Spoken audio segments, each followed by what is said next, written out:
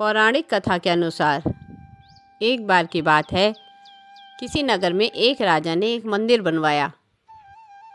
उस मंदिर में उसने श्री कृष्ण की एक मूर्ति भी रखवाई, लेकिन उसने कभी उसकी पूजा नहीं की। पूजा करने के लिए उसने मंदिर में एक पुजारी को रखा। पुजारी नियमित रूप से कन्हैया जी को नहलाता और बड़ी ही श्रद्धा भाव से उनकी पूजा अर्चना किया करता था। राजा भी रोज कान्हा जी के लिए एक फूलों की माला भेज देता था, और जब वह दर्शन करने आता तो पुजारी उस माला को उतारकर राजा को पहना देता। ऐसे करते करते पुजारी की उम्र बीत चुकी थी।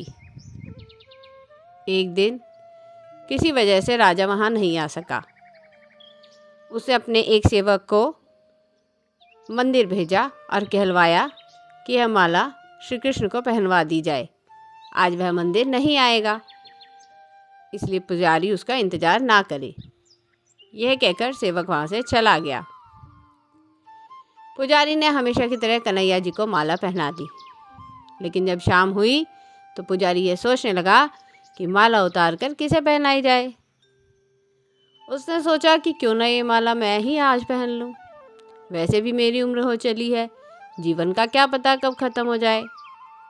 इतना सोचकर पुजारी ने माला उतारकर अपने गले में डाल ली, लेकिन इतने में वहीं सेवक आ गया और उसने बताया कि राजा की सवारी मंदिर में आने वाली है। राजा की सवारी आने की बात सुनकर पुजारी डर गया।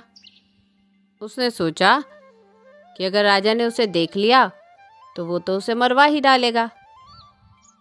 अब आनन फानन में पुजारी ने माला उतारकर वापस कन्हैया जी को पहना दी, और जैसे ही राजा अंदर आया तो हमेशा की तरह पुजारी ने माला कान्हा जी के गले से उतारकर राजा को पहना दी।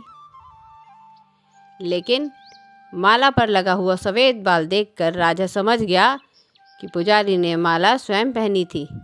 बस फिर क्या था, राजा क्रोधित हो उठा। उसने गुस्से में पुजारी से पूछा कि माला पर सफ़ेद बाल कहाँ से आया। तब राजा की बात सुनकर पुजारी डर गया और बोल पड़ा कि ये तो कन्हैया जी का है।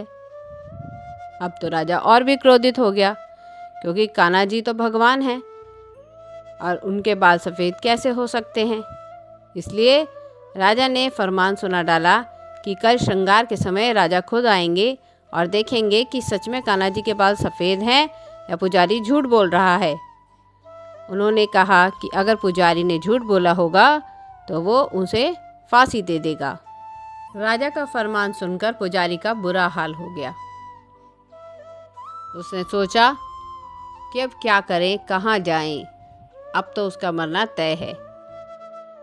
तब रोते रोते वह भगवान की शरण में जा पहुंचा और उनसे कहने लगा, हे केशव, मुझसे झूठ बोलने का अपराध तो हुआ है, लेकिन हो सके तो मुझे क्षमा कर दे और राजा से मेरी रक्षा करें।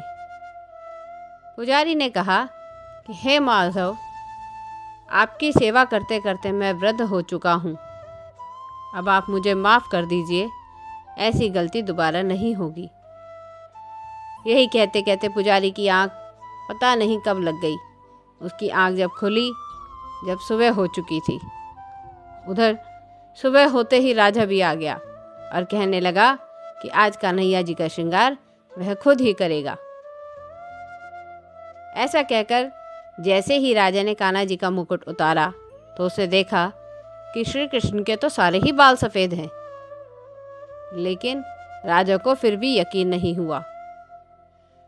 उसे लगा कि फांसी के डर से पुजारी ने ही उनके बालों को सफ़ेद कर दिया होगा। राजा ने सोचा कि क्यों ना कन्हैया जी का एक बाल तोड़कर देख लिया जाए। उसके बाद राजा ने कन्हैया जी का एक बाल तोड़ लिया, लेकिन जैसे ही बाल टूटा, कन्हैया जी के सिर से खून की धारा बहने लगी। अब यह देखकर राजा भगवान के चरणों में गिरकर माफ़ी मांगने लगा। लेकिन तभी श्री कृष्ण की मूर्ति से आवाज़ आई, हे राजन, तुमने मुझे केवल मूर्ति मात्र ही समझा, इसलिए आज से मैं तुम्हारे लिए केवल एक मूर्ति मात्र ही रहूँगा। लेकिन पुजारी ने सच्चे मन और पूरी श्रद्धा से मेरी भक्ति की है, इसलिए उसकी अनन्य भक्ति को देखकर मुझे अपने बाल सफ़ेद करने पड़े। कन्हैया जी ने कहा कि भक्ति में कभी भी संशय नहीं होने चाहिए और सच्चे भक्त की लाज तो मैं कभी जाने ही नहीं देता। उसकी रक्षा करने तो मैं स्वयं ही वहाँ आता हूँ। यह कहकर भगवान श्री कृष्ण मूर्ति में विलीन हो गए और राजा ने पुजारी को माफ़ कर दिया।